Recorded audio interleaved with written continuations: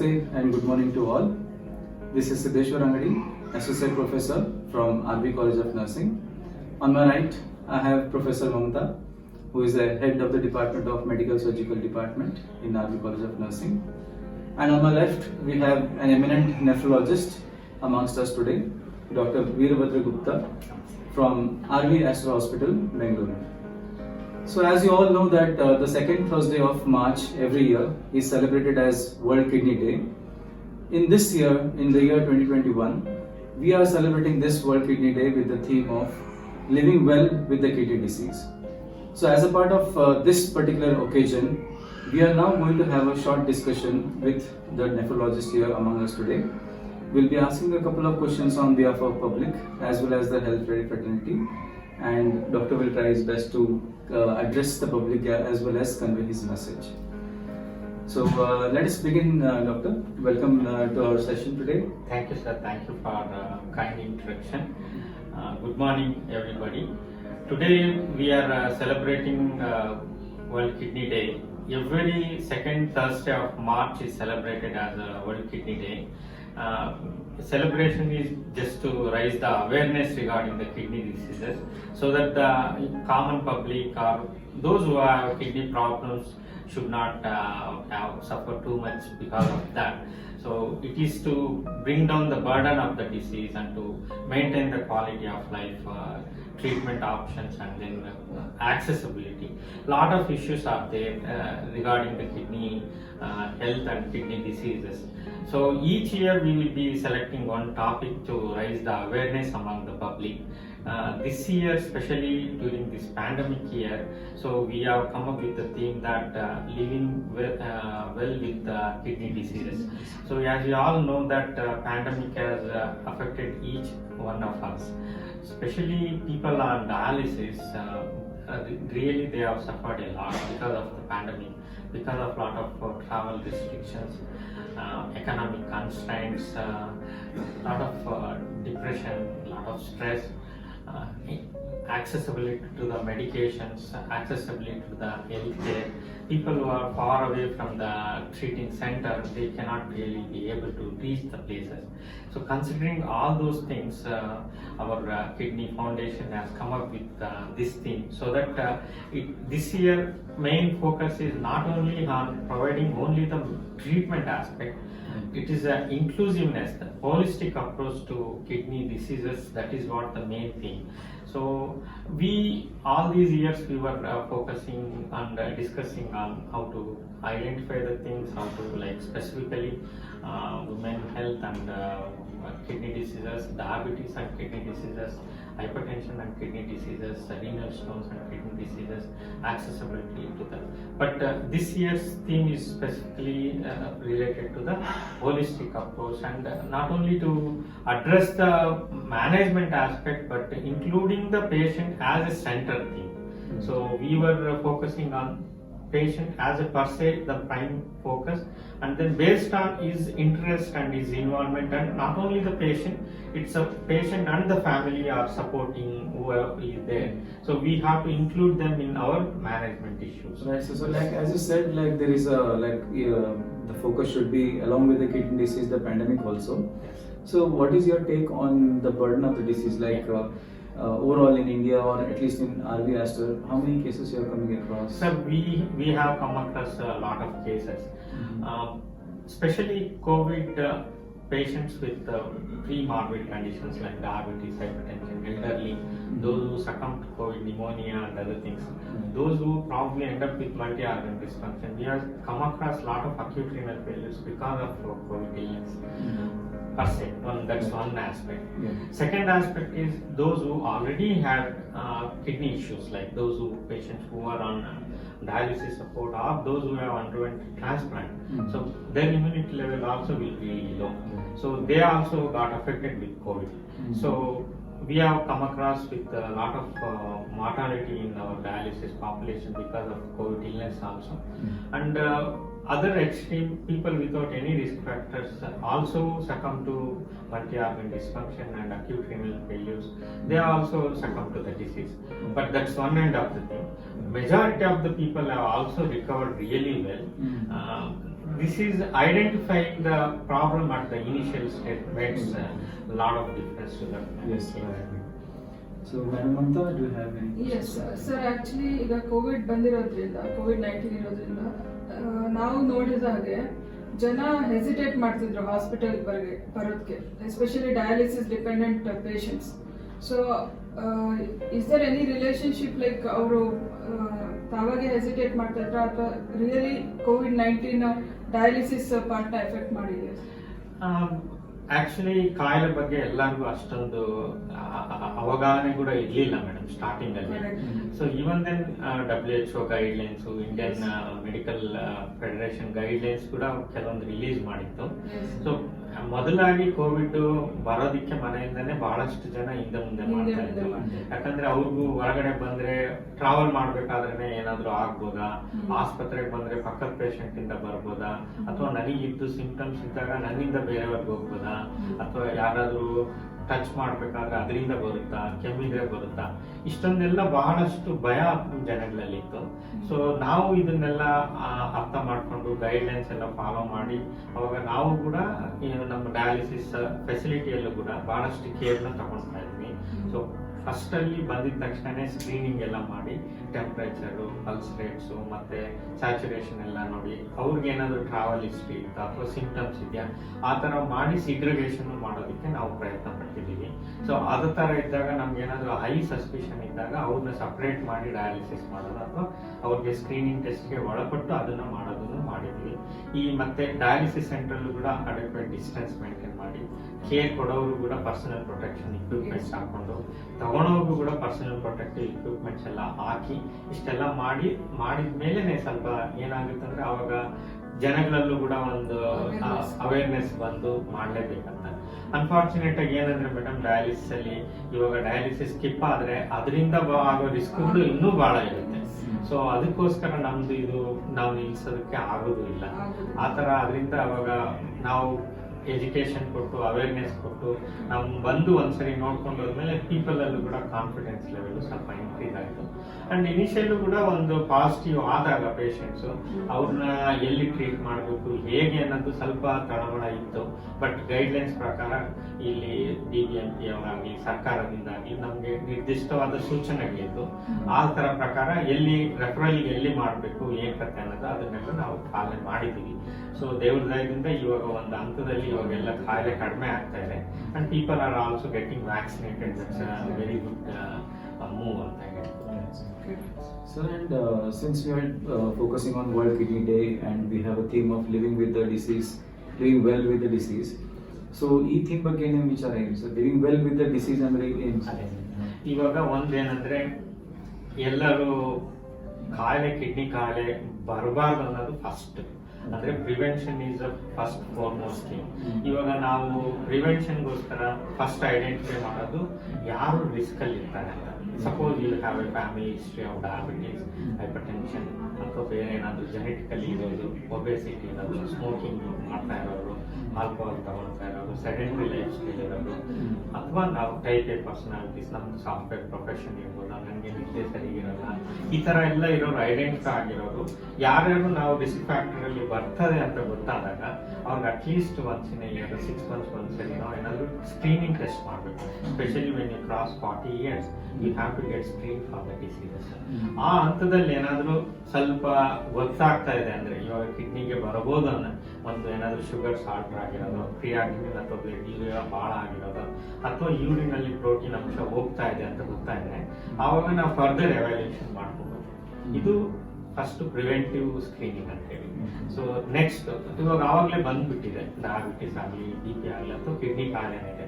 So first second step is already people are with the problem, then we have to make sure that the problem should subside ಅಥವಾ stagnate ಆಗಿರ್ಬೇಕು ಅಂತ. At least whatever the residual kidney function ಇರುತ್ತೆ ಅದನ್ನ ನಾವು preserve ಮಾಡಬೇಕು. Preserve ಮಾಡಿ ಮತ್ತೆ ಅದನ್ನ ಪ್ರೋಗ್ರೆಸ್ ಆಗದೆ ಇರೋದನ್ನ ಅದನ್ನು ತಡೆ ಹಿಡಿಯುತ್ತೆ. ಸೊ ಅದನ್ನು ಆಗಿ ಕೊನೆಗಂತ ಬಂತು ಎಂಡ್ ಸ್ಟೇಜ್ ರಿನಲ್ ಡಿಸೀಸ್ ಅಂತ ಹೇಳ್ತೀವಿ. People who already are on dialysis support, then ಆವಾಗ ಅವ್ರಿಗೆ ಏನಂದ್ರೆ ಅವ್ರಿಗೆ ಇನ್ಕ್ಲೂಸಿವ್ ಆಗಿ ಅವ್ರಿಗೆ ಡಯಾಲಿಸಿಸ್ ಒಂದೇ ಸಪೋರ್ಟ್ ಅಲ್ಲ. ಸೊ ಡಯಾಲಿಸಿಸ್ ಸಪೋರ್ಟ್ ಅಲ್ಲದೆ ಅದನ್ನ ಬಿಟ್ಟು ಟ್ರಾನ್ಸ್ಪ್ಲಾಂಟ್ ಅನ್ನೋ ಆಪ್ಷನ್ಸ್ ಇರುತ್ತೆ.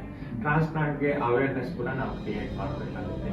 Some people cannot undergo transplant ಅಂತ ಕೂಡ ಅವಾಗ ಕ್ವಾಲಿಟಿ ಆಫ್ ಡಯಾಲಿಸಿಸ್ನೇ ಅದನ್ನು ಅಡೆಕ್ವೇಟ್ ಆಗಿ ಮಾಡೋದು.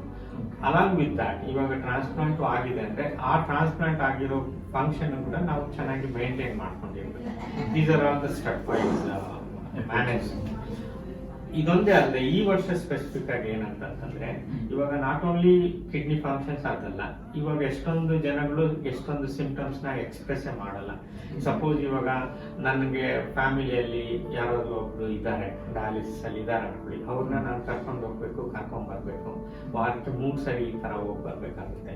ಸೊ ಇವಾಗ ಪೇಷಂಟ್ ಕೂಡ ಪ್ರೊಡಕ್ಟಿವ್ 3 days ಹೊರಟೋಗುತ್ತೆ, ಮತ್ತೆ ಕರ್ಕೊಂಡ್ ಬರೋರು ಕರ್ಕೊಂಡು ಹೋಗೋರು ಅವ್ರದ್ದು ಪ್ರೊಡಕ್ಟಿವ್ ಇರುತ್ತೆ. ಸೊ ಇವಾಗ ಫೈನಾನ್ಷಿಯಲ್ ಕೂಡ ಪ್ರಾಬ್ಲಮ್ ಆದಾಗ ವಿಲ್ ಹ್ಯಾವ್ ಫೈನಾನ್ಷಿಯಲ್ ಸ್ಟ್ರೆಸ್, ನಿದ್ದೆ ಬರೋದು ಸರಿ ಬರ್ತಾ ಇರಲ್ಲ, ಬಹಳಷ್ಟು ಟ್ರಾವೆಲಿಂಗ್ ಹೋಗೋದು ಬರೋದು ಇಷ್ಟೆಲ್ಲ ತೊಂದರೆನೂ ಆಗ್ತಾ ಇರುತ್ತೆ. ಸೊ ಇದೆಲ್ಲ ಸ್ಟ್ರೆಸ್, ಈ ತರ ಮೈನರ್ ಸಿಂಪ್ಟಮ್ಸ್ ಕೆಲವೊಂದು ಸರಿ ಪೇಷಂಟ್ ಎಕ್ಸ್ಪ್ರೆಸ್ ಮಾಡೋದಿಲ್ಲ. So these are some of the things which actually we should recognise that at the early stage. We have to encourage the patient to participate in his clinical decision making. So patient ಗೆ ನಾವು empowerment ಮಾಡಬೇಕನ್ನೋದು, ಮತ್ತೆ ಅವ್ರಿಗೆ life ನ celebrate ಮಾಡೋದಕ್ಕೆ ನಾವು ಅವ್ರನ್ನ involve ಮಾಡಬೇಕು ಅನ್ನೋದು. So these are the main themes of this year. So you have already highlighted the very important aspect of involving the patient in the clinical decision making aspect. And in addition to that, sir, like as you said, we are involving patient decision making process ಅಲ್ಲಿ. ಹಾಗೆ ಈಗ patient ಇದ್ದಾರೆ, doctor ಇದ್ದಾರೆ, ಈಗ ಇನ್ನೊಂದು ಈ team ಒಂದು figure ಅಂದ್ರೆ ನರ್ಸಿಂಗ್ ಪಾರ್ಟ್ ಬರುತ್ತೆ. ಸೊ ಅದ್ರ ಬಗ್ಗೆ ನಿಮ್ದು ಏನಿದೆ ಸರ್? ನರ್ಸಸ್ ಹೇಗೆ ಈ ಪ್ರೊಸೆಸ್ಗೆ ಕಾಂಟ್ರಿಬ್ಯೂಟ್ ಮಾಡ್ತಾರೆ? Actually nurses main pillar of any care. ಅವ್ರ ಸರ್ವಿಸ್ ನ ಎಷ್ಟೊಂದು ಜನ ರೆಕಗ್ನಿಷನ್ ಮಾಡಲ್ಲ. ಆಕ್ಚುಲಿ ನರ್ಸಿಂಗ್ ಕೇರ್ ಚೆನ್ನಾಗಿದ್ರೆ ಅರ್ಧ ಸಮಸ್ಯೆಗಳು, ಬಹಳಷ್ಟು ಪೇಷಂಟ್ಸ್ ಅರ್ಧ ಸಮಸ್ಯೆಗಳು ಅಲ್ಲೇನೆ ಚೆನ್ನಾಗಿ ಸಾಲ್ವ್ ಆಗೋಗುತ್ತೆ. ಸೊ ಅವ್ರಿಗೆ ನಿಜವಾಗ್ಲೂ ಈ ಪ್ಯಾಂಡಮಿಕ್ ಅಲ್ಲಿ ನರ್ಸಿಂಗ್ ಕೇರ್ ಎಲ್ಲ ಮಾಡಿರೋದು ನಿಜವಾಗ್ಲೂ ಹ್ಯಾಂಡ್ಸ್ ಆಫ್. ನಾವು ಡಾಕ್ಟರ್ಸ್ ನಾವು ಒಂದು ಲೈನ್ ಆಫ್ ಮ್ಯಾನೇಜ್ಮೆಂಟ್ ಬರೆದು ಹೋಗ್ತೀವಿ, ಬಟ್ 24 hours ಪಕ್ಕದಲ್ಲಿ ಇಟ್ಕೊಂಡು ಅವ್ರಿಗೆ ಟ್ರೀಟ್ಮೆಂಟ್ ಮಾಡಿ they are really expose to so much of a disease and disease burden. Nursing care ಕೂಡ ಬಹಳಷ್ಟು ಟ್ರಾಮಾ, ಬಹಳಷ್ಟು ಸ್ಟ್ರೆಸ್ ಅಲ್ಲಿ ಇದ್ದಾರೆ, ಆದ್ರೂ ಕೂಡ inspired of that they have done really wonderful hands of ಇದೆ. ಈ ಸ್ಪೆಷಲ್ ವರ್ಷದಲ್ಲಿ ನರ್ಸಿಂಗ್ ಅಂದ್ರೆ ರೀನಲ್ ನರ್ಸಿಂಗ್ ಏನು ಅಂತ ಒಂದು ಹೇಳೋದಾದ್ರೆ ಎಲ್ಲ ಡಿಪಾರ್ಟ್ಮೆಂಟ್ಗೂ ಅದ್ರದ್ದು ಆದ ಯುನೀಕ್ನೆಸ್ ಇರುತ್ತೆ. ಸೊ ರೀನಲ್ ನರ್ಸಿಂಗ್ ಅಲ್ಲಿ ಏನಾಗುತ್ತೆ ಅಂತಂದ್ರೆ ಅಕ್ಯೂಟ್ ರಿನಲ್ ಫೇಲ್ಯೂರ್ ಒಂದು, ಅಂದ್ರೆ those who have acute renal failures will probably land up in either ICU care or ಆಮೇಲೆ ಸ್ಟೆಪ್ ಡೌನ್ ಅಲ್ಲಿ ಅಥವಾ ವಾರ್ಡ್ ಅಲ್ಲಿ ಇರ್ತಾರೆ. ಇನ್ನೊಂದು aspect chronic kidney disease, transplant ಅಥವಾ ಡಯಾಲಿಸಿಸ್ ಇರೋರು. ಸೊ ದೀಸ್ ಪೀಪಲ್ ಆರ್ ಯಾವುದೇ ನರ್ಸಿಂಗ್ ಕೇರ್ ಆಗಲಿ ಇವಾಗ ಆ ತರ ಪಾಪ್ಯುಲೇಷನ್ ಇದ್ದಾಗ they will be frequently visiting to the hospital. So any nursing who provides a care to the chronic kidney disease population ಇದ್ರೆ empathy is the first thing which we should really develop. So ಯಾರಿಗೆ ಆಗ್ಲಿ ಕಾಯಿಲೆ ಇದ್ದಾಗ ಅವ್ರಿಗೆ ಸಾಂತ್ವನ ಪಡಬೇಕು, ಕಾರುಣ್ಯ ಅನ್ನೋದು ಇರಬೇಕು. ಸೊ ಅವ್ರನ್ನ ಒಂದು ರ್ಯಾಪೋ ಬೆಳೆಸ್ಕೊಂಡು ಅವ್ರ ಜೊತೆ ಮಾತಾಡಿ, ಏನಂಕಲ್ ಊಟ ಆಯ್ತಾ, ಚೆನ್ನಾಗಿದ್ದೀರಾ, ನೋವಿತ್ತಾ ಅಂತ ಇಷ್ಟು ಕೇಳಿದ್ರು ಕೂಡ ಎಷ್ಟೋ souls they feel that is life worth living ಅಂತ. ನಾನು ಎಷ್ಟೊಂದು ಇಂಟ್ರಾಕ್ಷನ್ ಮಾಡಿದಾಗ ಎಷ್ಟೊಂದು ಜನ ಡಯಾಲಿಸಿಸ್ ಪೇಷಂಟ್ಸ್ ಒಂದು ಯಾರಾದ್ರೂ ಬ್ರದರ್ ಟೆಕ್ನಿಷಿಯನ್ ಯಾರಾದ್ರೂ ಒಂದು ಆಸ್ಪತ್ರೆಯಲ್ಲಿ ಬಿಟ್ಟು ಬೇರೆ ಆಸ್ಪತ್ರೆಗೆ ಹೋದ್ರೆ ದೇ just want to follow that, ಅವ್ರನ್ನೇ ಫಾಲೋ ಮಾಡೋಣ ಅಂದ್ರೆ ಹೇಳೋದೇನಂತಂದ್ರೆ they have become a part of the care team ಅನ್ನಂತ. ಅಂದ್ರೆ ಅವ್ರ ಫ್ಯಾಮಿಲಿ, ಅವರು ಡಯಾಲಿಸಿಸ್ ಜನಗಳಿಗೆ ಅವರು ಒಂದು ಫ್ಯಾಮಿಲಿ ಮೆಂಬರ್ ಆಗ್ಬಿಟ್ಟಿರ್ತಾರೆ. ಸೊ ಅಷ್ಟೊಂದು ಅಟ್ಯಾಚ್ಮೆಂಟ್ ನಮ್ ಸೆಗ್ಮೆಂಟ್ ಅಲ್ಲಿ ಇರುತ್ತೆ. ಸೊ ಅದಕ್ಕೋಸ್ಕರ ನಾವೇನಂದ್ರೆ ಒಂದು ಫಸ್ಟ್ ಎಂಪತಿ ಇರ್ಲಿ. ಅಂಡ್ ಅದರ್ ದೆನ್ ದಟ್ ನಮ್ population majority of the people are diabetic and hypertensive ಇರ್ತಾರೆ. ಸೊ ಆವಾಗ specially knowledge regarding that in renal failure ಇದ್ದಾಗ, ಇವಾಗ ಒಂದು ಹಂತದಲ್ಲಿ ಕೊನೆ ಅಂತ ಬಂದಾಗ ಡಯಾಬಿಟಿಸ್ ಇರೋರು ಒಂದೊಂದ್ಸರಿ ಅವ್ರಿಗೆ ಹೈಪೋಗ್ಲೈಸಿಮಿಯಾ ರಿಸ್ಕ್ಸ್ ಎಲ್ಲ ಬಹಳ ಆಗುತ್ತೆ. So nursing staff should be aware that like what are the sign symptoms of hypoglycaemia, how to recognise that. And ಮತ್ತೆ ಇನ್ನೊಂದಲ್ಲದೆ ಸೆಕೆಂಡ್ ಏನಾದ್ರು ಇನ್ಫೆಕ್ಷನ್ ಎಲ್ಲ ಬಂತಂದ್ರೆ ನಮ್ಮ ಪಾಪ್ಯುಲೇಷನ್ ಅಲ್ಲಿ ಕ್ಲಾಸಿಕಲ್ ಸೈನ್ ಸಿಂಪ್ಟಮ್ಸ್ ಇರ್ಲಿಕ್ಕಿಲ್ಲ. So what we expect, fever ಬಂದಾಗ ತುಂಬಾ ಚಳಿ ನಡ್ಕ ಬರುತ್ತೆ, ಈ ತರ ಎಲ್ಲ ನಮ್ಮ ಪೇಷಂಟ್ಸ್ ಮೋಸ್ಟ್ಲಿ ಆ ಸಿಂಪ್ಟಮ್ಸ್ ಸಿಂಪ್ಟಮ್ಸ್ ಬರ್ಲಿಕ್ಕಿಲ್ಲ. ಬಟ್ ಸಬ್ಟಲ್ ಸೈನ್ ಸಿಂಪ್ಟಮ್ಸ್, ಚೆನ್ನಾಗಿ ಮಾತಾಡ್ತಿರೋರು ಇವತ್ತು ಯಾಕೋ ಮಾತಾಡ್ತಾ ಇಲ್ಲ ಅಂದ್ರೆ there must be something wrong ಅಂತ. ಸೊ ಇವತ್ತು 3 ಚಪಾತಿ ತಿಂತಿರೋದು ಇವತ್ತು ಯಾಕೋ ಊಟನೇ ಸೇರ್ತಾ ಇರಲಿಲ್ಲ ಅಂದ್ರೆ should be kind of red flag signs ಅನ್ನೋದೆಲ್ಲ ಇದನ್ನ ನಾವು first pick up ಮಾಡ್ಕೋಬೇಕಾಗ್ತದೆ.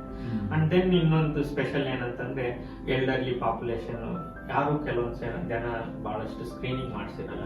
So those who met with accident, ಕೈ ನೋವು, ಕಾಲು ನೋವು ಅಂತೇಳಿ ಓವರ್ ದ ಕೌಂಟರ್ ಮೆಡಿಕೇಶನ್ಸ್ ಎಲ್ಲ ತುಂಬಾ ತಗೊಳ್ತಾ ಇರ್ತಾರೆ.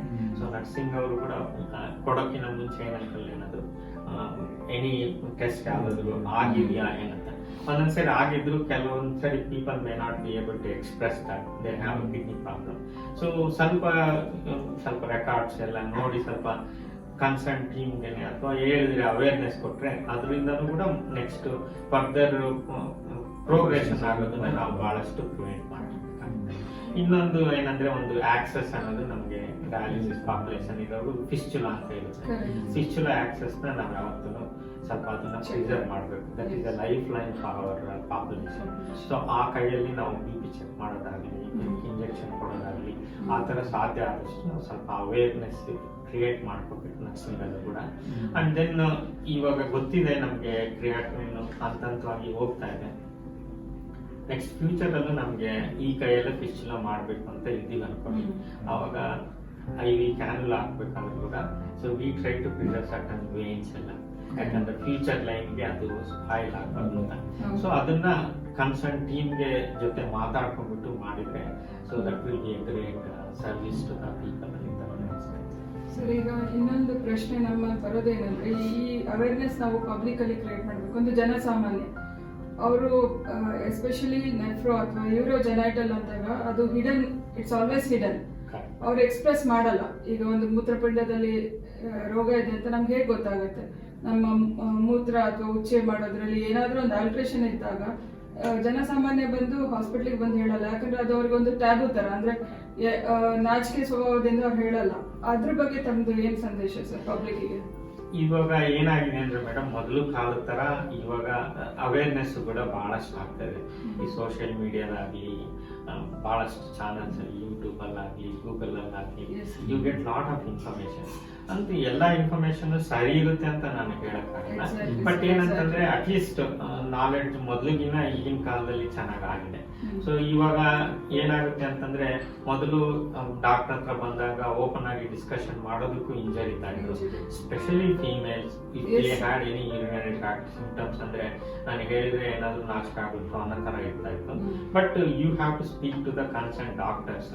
ಅವ್ರ ಹತ್ರ ನರ್ಸ್ ಹತ್ರ ಆಗ್ಲಿ, ಡಾಕ್ಟರ್ ಹತ್ರ ಆಗ್ಲಿ ಸಿಂಪ್ಟಮ್ಸ್ ಹೇಳಿದಾಗ ಅದು ಅದ್ರ ಬಗ್ಗೆ ನಾವು ಮುಂದುವರಿಸ್ಕೋಬಹುದು.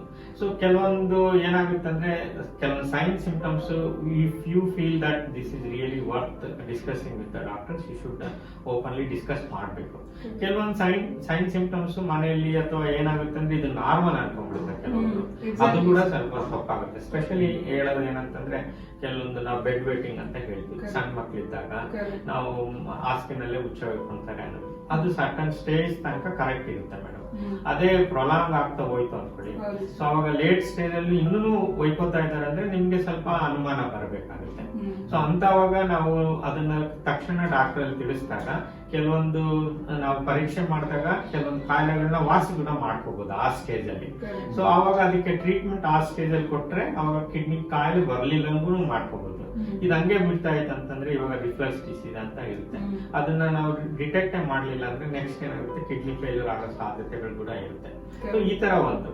ಇನ್ನು ಡಯಾಬಿಟಿಸ್ ಅಲ್ಲೂ ಆಗ್ಲಿ, early diabetes, type 2 diabetes presentation late ಆಗುತ್ತೆ. ಸೊ ಅಂತವ್ರಲ್ಲಿ ಏನಾಗುತ್ತೆ ಅಂದ್ರೆ, ಕೆಲವೊಂದ್ಸರಿ ಬಹಳ ಬಾಯಾರಿಕೆ ಆಗ್ತಾ ಇರೋದು, ರಾತ್ರಿ ಹಗಲೆಲ್ಲ ಯೂರಿನ್ ಹೋಗೋದಾಗ್ತಾ ಇರೋದು, ಅಥವಾ ಬೆಳಿಗ್ಗೆನಾಗ್ಲಿ ಫ್ರೀಕ್ವೆಂಟ್ ಆಗಿ ಯೂರಿನೇಷನ್ ಮಾಡ್ತಾ ಇರೋದಾಗ್ಲಿ, ಯೂರಿನಲ್ಲಿ ಸ್ವಲ್ಪ ಸ್ಮೆಲ್ ತರ ಬರ್ತಾ ಇರೋದಾಗ್ಲಿ, ನೊರೆ ಹೋಗ್ತಾ ಇರೋದು, ಈ ತರ ಎಲ್ಲ ಇರುತ್ತೆ. ಎಲ್ಲರೂ ಏನಾಗ್ತದೆ ಅಂದ್ರೆ, ಕಮೋಡ್ ಹೋದಾಗ ಫ್ಲಶ್ ಮಾಡಿದಾಗ ಇನ್ನ ನೊರೆ ಇದ್ರು, ಇದು ಸೋಪ್ ವಾಟರ್ ಇರ್ಬೋದು, ನೊರೆ ಇರ್ಬೋದು ಅಂತ ಈ ತರ we try to neglect that. So ಈ ತರ ಸ್ವಲ್ಪ ನಾಲೆಡ್ಜ್ ಗೊತ್ತಾದಾಗ, ಇಲ್ಲ ನನಗೆ ಬರ್ತಾ ಇದೆ ಅಂತ ಯಾರ ಹತ್ರ ಡಿಸ್ಕಸ್ ಮಾಡಿದಾಗ, at least get one urine examination. ಅದ್ರಲ್ಲಿ ಏನಾದ್ರು ಪ್ರೋಟೀನ್ ಹೋಗ್ತಾ ಇದೆ ಅಂತಂದಾಗ ಆ ಸ್ಟೇಜ್ ಅಲ್ಲಿ ನಾವು ಟ್ರೀಟ್ಮೆಂಟ್ ತಗೊಂಡ್ರೆ ಅದು ರಿವರ್ಸ್ ಕೂಡ ಮಾಡ್ಕೋಬಹುದು ಸ್ವಲ್ಪ ಅರ್ಲಿ ಸ್ಟೇಜಸ್ ಅಲ್ಲಿ.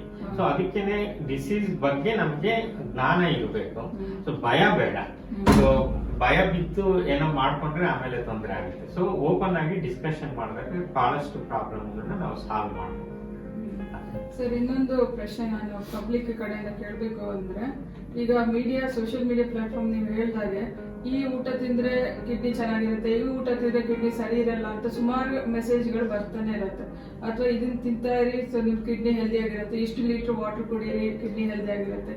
So it is all like kind of mix, proper information ಯಾರಿಗೂ ಇರಲ್ಲ. ಸೊ ಅದ್ರ ಬಗ್ಗೆ ತಮ್ದೇನು? ಕಿಡ್ನಿ ಕಾಯಿಲೆ ಅನ್ನೋದು ಒಂದು ಬ್ರಾಡ್ ಆಗಿರುತ್ತೆ. ಎಲ್ಲ ಕಿಡ್ನಿ ಕಾಯಿಲೆನೂ ಒಂದೇ ಹಂತದಲ್ಲಿ ಇರಲ್ಲ. ಅಂಡ್ ಎಲ್ಲಾರ್ಗು ಕಿಡ್ನಿ ಫೇಲ್ಯೂರ್ ಆಗೋದು ಕೂಡ ಒಂದೇ ರೀಸನ್ ಇಂದ ಆಗಲ್ಲ. ಸೊ ಅದಕ್ಕೆ ರೀಸನ್ಸ್ ಬಹಳಷ್ಟು ಇರುತ್ತೆ, ಬಹಳಷ್ಟು ಸ್ಟೇಜಸ್ ಕೂಡ ಇರುತ್ತೆ. ಸೊ ಎಲ್ಲಾರ್ಗು ಒಂದೇ ಡಯಟ್, ಎಲ್ಲಾರ್ಗು ಒಂದೇ ಪ್ರಮಾಣದಲ್ಲಿ ನೀರು ಕುಡಿಬೇಕು ಅಂತ ನಾವು ಹೇಳೋದು ತುಂಬಾ ತಪ್ಪಾಗುತ್ತೆ.